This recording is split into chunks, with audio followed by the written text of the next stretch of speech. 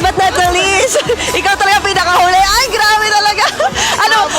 Buzzer beater to eh. Di ba? Nung nalaman mong part ka ng Millionaire Squad, anong feeling mo nun? At anong feeling mo na aakyat ka on stage? Actually, hindi ko to ini-expect.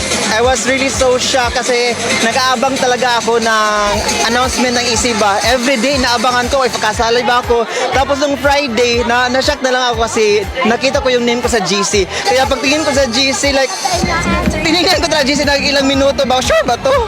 Diba? Tapos nanginginig ako sa goosebumps ba? Goosebumps ako. Last year, a year ago, I was just there sa Gen Ad. Pinaka first attend ko dito last year, I was just sa Gen Ad.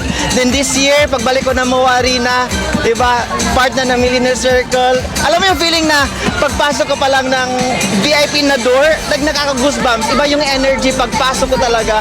Like, oh my God, this is it. This is a really dream come true na naakit ako sa stage with 15,000 dreamers and beautiful souls na papalakpakan ka dahil sa success mo. Kaya, thank you so much, Elites Empire. Nakaka-goosebumps yung feeling. Thank you so much talaga. Thank you, Ab.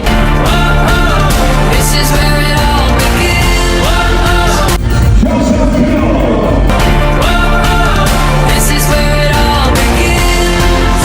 'Cause this could be the best day of our lives, yeah.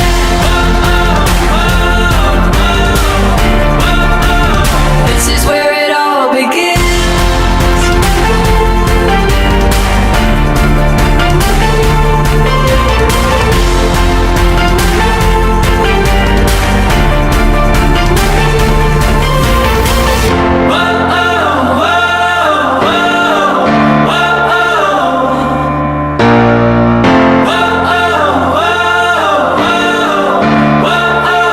This is where it all begins.